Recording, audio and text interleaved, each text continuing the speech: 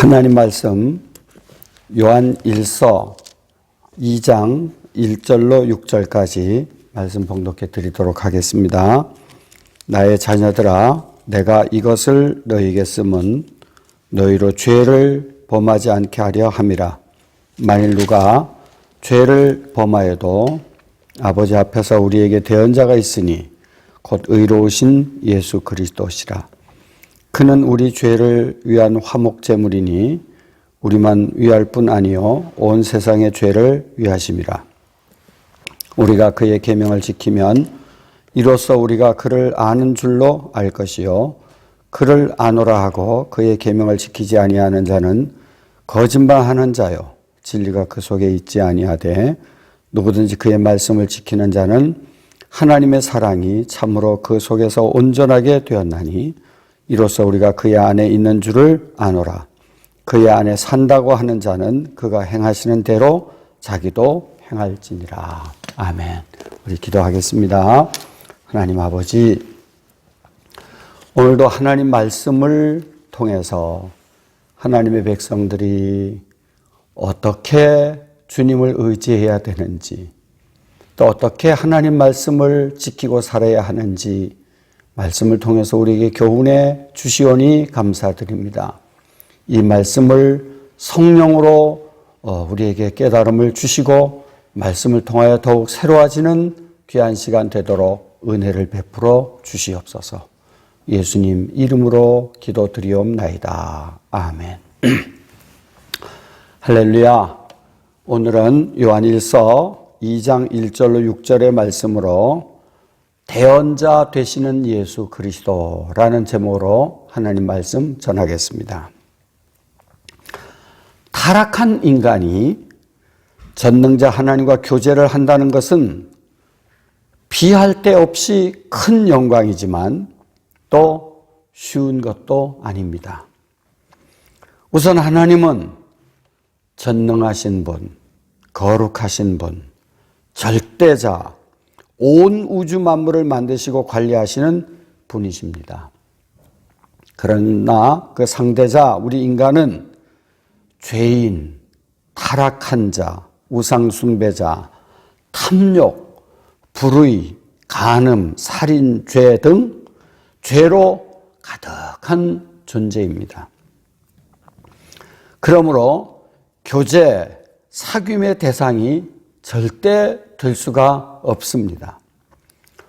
이사야 59장 1절로 2절에 우리가 잘 아는 대로 여호와의 손이 짧아 구원하지 못하심도 아니요 귀가 둔하여 듣지 못하심도 아니라 오직 너희 죄악이 너희와 너희 하나님 사이를 갈라놓았고 너희 죄가 그의 얼굴을 가리어서 너희에게서 듣지 않으시게 함이니라고 말씀하셨습니다.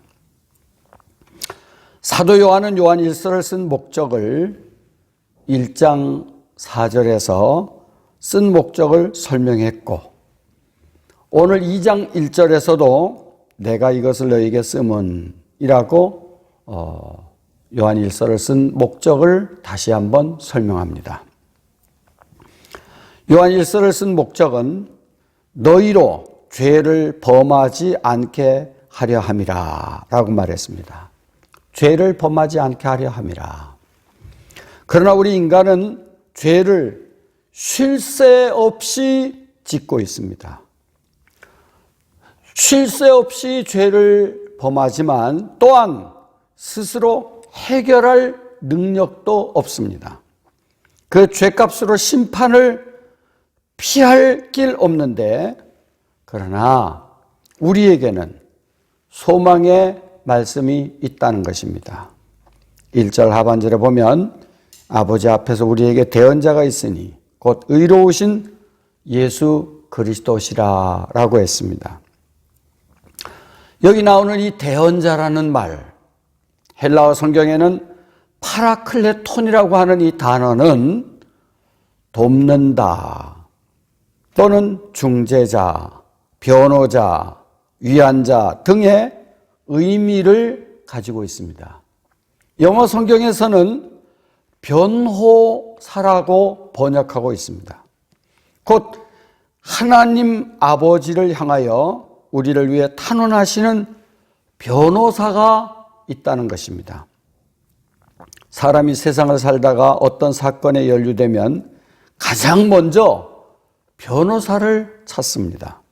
특히 형사 사건에 관련되면 많은 비용을 들더라도 변호사를 선임하게 됩니다. 변호사는 능력껏 대신 변호를 해줍니다. 법정에 서면 변호사를 선임했느냐 안 했느냐에 따라서 여러 절차가 엄청난 차이를 가져오게 됩니다. 세상 변호사는 수임료를 받고 변호를 해줍니다. 그러나 예수님은 대신 죄값을 지불해 주시고 하나님 앞에서 하나님의 백성들의 죄를 변호해 주십니다. 이와 같이 우리 죄인이 하나님 법정에 나갈 수 없는데 대언자, 대신 말해주시고 대신 갚을 것을 갚아주시고 우리를 하나님 앞에서 변호해 주시는 예수 그리스도가 계시다고 했으니 우리 하나님 백성들에게는 얼마나 든든하고 위로가 되고 힘이 되는 말씀입니까? 세상 법정에서는 사람이 큰 사고를 치거나 큰 잘못을 했으면 변호사를 선임하고 그 변호사에게 사건의 모든 내용과 자료를 거짓 없이 제공해 주어야 합니다. 그리하면 그 변호사는 마침 자신이 내가 되어서 법정에서 대신 변호하고 싸워줍니다.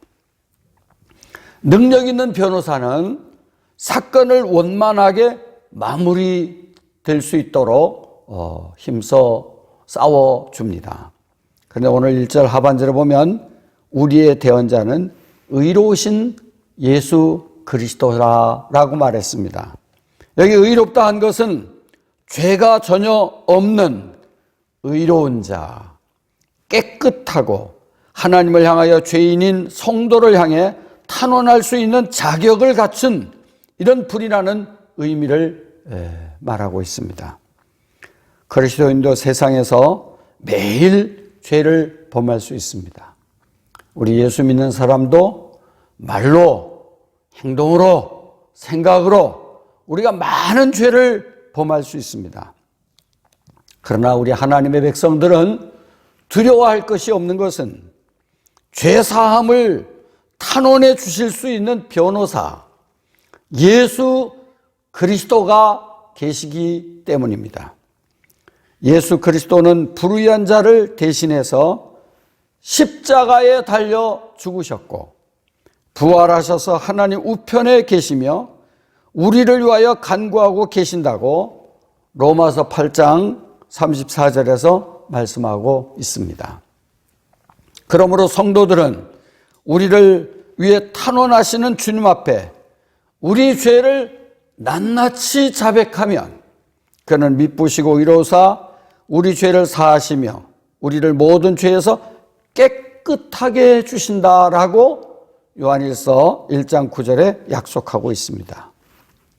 오늘 본문 2절에도 보면 그는 우리 죄를 위한 화목제물이니 라고 말씀하셨습니다.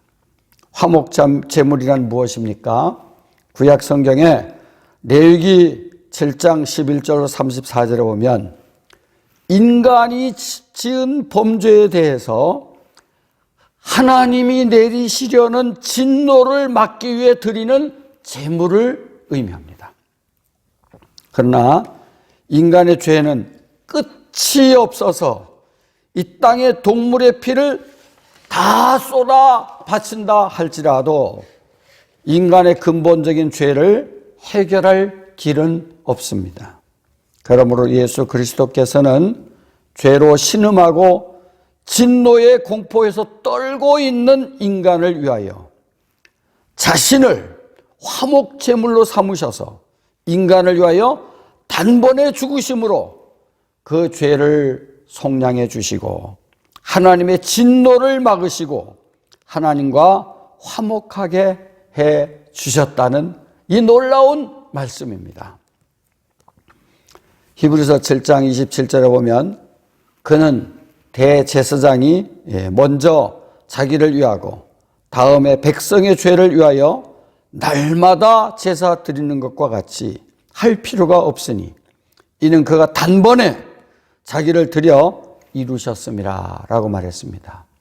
구약에서는 날마다 짐승을 잡고 피를 흘리고 죄를 속하는 그 제사를 드려야 됐습니다. 그러나 우리 예수님께서는 단번에 예수님 자신을 드려 모든 죄를 속죄해 주셨다는 것입니다. 단번에 과거와 현재와 미래의 모든 죄를 완전히 씻으시고 갚아주셨다는 것입니다. 로마서 3장 25절에 이 예수를 하나님이 그의 피로써 믿음으로 말미암는 화목제물로 세우셨으니 이는 하나님께서 길이 참으시는 중에 전에 지은 죄를 간과하심으로 자기의 의로우심을 나타내셨다라고 말씀하셨습니다. 이제 예수 그리스도께서 우리의 죄를 위하여 십자가에서 피로 대신 죄값을 갚으시고 하나님의 공의의 진노를 막으시고 하나님과 화목을 이루셨으니 이제 우리 성도가 해야 할 일은 무엇입니까? 그냥 열중샷 하고 가만히 있으면 됩니까? 아닙니다. 죄사함 받은 우리에게 요구하시는 것, 곧 하나님의 진노의 대상에서 화목의 대상이 된 자들의 증거를 이제는 나타내야 하는 것입니다. 그것은 곧 오늘 본문 3절에 보면 우리가 그의 계명을 지키면 이로써 우리가 그를 아는 줄 알고 라고 말했고 4절 말씀에 보면 그의 계명을 지키지 아니하는 자는 하나님을 사랑한다고 거짓말하는 자가 되고 진리가 그 속에 있지 않다라고 말했습니다. 4절에 그를 아노라, 곧 하나님을 안다, 하나님과 사귀고 있다, 하나님을 믿는다 하는 말은 하면서 하나님의 계명을 지키지 않으면 하나님을 거짓말하는 자로 안다는 것입니다. 야고보서 2장 26절에 영혼 없는 몸이 죽은 것 같이 행함이 없는 믿음은 죽은 것이라 라고 말했습니다. 하나님을 믿는다 말하는 자는 곧 예수님의 구속의 은총을 믿는 자는 그의 계명을 지키느냐 지키지 않느냐로 그 믿음의 진실이 드러난다는 것입니다. 당시 교회에는 거짓 신자들이 신자 행세를 하여 교회를 어지럽게 하는 자들이 많이 들어와 있었습니다. 그러므로 진실로 믿는지 또 믿지 않는지 말로만 믿는 척 하는지 하는 것은 계명을 지키는지 계명을 지키지 않는지로 구분할 수 있다는 것입니다. 오늘 본문 5절에 보면 그의 말씀을 지키는 자는 하나님의 사랑이 참으로 그 속에서 온전하게 되었나니 이로써 우리가 그의 안에 있는 줄 아노라 라고 말했습니다. 그의 말씀을 지키는 자, 하나님의 말씀을 지키는 자, 하나님의 계명을 지키는 자, 그는 하나님의 사랑이 참으로 그 속에 온전하게 되었다고 하는 사도 요한의 말씀입니다. 마태복음 3장 8절에 보면 회개에 합당한 열매를 맺고 라고 말했습니다. 마태복음 7장 15절로 20절에 보면 예수님은 거짓 신자와 참 신자의 구별법에도 그들의 열매로 그들을 알리라 라고 말씀하셨습니다. 십자가의 피로 구속받은 백성은 그의 계명을 지키고 아름다운 열매를 맺음으로 구속받은 사람임을 나타내게 되는 것입니다. 오늘 본문 6절에 보면 그의 안에 산다고 하는 자는 그가 행하시는 대로 자기도 행할지니라. 그 안에 산다고 하는 자는 그가 행하시는 대로 자기도 행할지니라 라고 말씀하셨습니다. 하나님을 안다, 하나님 안에 있다, 하나님을 사랑한다, 하나님과 사귄다, 자신이 영원한 구원의 백성이다 라고 한다면 그의 행하시는 대로 자기도 행하라는 말씀입니다. 현대인들은 알면은, 하나님을 아는 것에 대해서는 수준이 많이 높아졌다고 생각합니다. 하나님에 대해서 압니다. 예수 그리스도에 대해서 압니다. 교회에 대해서 압니다. 수준이 많이 높아졌습니다. 그런데 행함이 그의 암만큼 따라가지 못하고 있습니다. 그러나 참된 신앙은 아는 것과 행하는 것이 기차의 두 레일처럼 같이 가야 하는 것입니다. 이 땅의 성도는 완전한 거룩한 삶에는 늘 미숙한 존재입니다. 그러므로 그리스도를 아는 지식과 그 지식을 삶 속에서 나타내도록 부단한 노력을 하여 나아가야 하는 것입니다. 그래야 예수님을 닮는 것이고 우리 하나님과 영원한 사귐을 통해서 하나님의 영광을 드러낼 수 있는 것입니다. 기도하겠습니다. 하나님 우리 아버지, 오늘 요한일서 2장 1절로 6절의 말씀을 통해서 우리가 죄를 범하면 대언자 예수 그리스도 앞에 다 자백하고 그 대언자 예수 그리스도께서 우리의 죄를 다 속죄해 주시는 이 놀라운 진리의 말씀을 들었습니다. 또 주님의 십자가의 보혈로 씻음받은 우리는 하나님의 말씀을 지키고 그 말씀대로 삶으로 말미암아 참된 교제가 온전히 이루어진다는 말씀을 들었습니다. 우리 모두 죄를 범할 때마다 자백하여 용서받게 하시고 하나님의 말씀을 지킴으로 말미암아 믿음이 더욱 굳건히 서 나갈 수 있도록 은혜를 베풀어 주시옵소서. 예수님 이름으로 기도드리옵나이다. 아멘. 축도하겠습니다. 이제는 우리 주 예수 그리스도의 은혜와 우리 하나님 아버지의 그 크신 사랑과 성령님의 감동감화 교통인도 충만하심이 대언자 되시는 예수 그리스도를 의지하고 그의 말씀을 지킴으로 믿음으로 승리하는 삶이 되기를 소망하는 주의 거룩한 백성들 머리머리 위에 이제로부터 세세 무궁토록 함께 있을지어다. 아멘.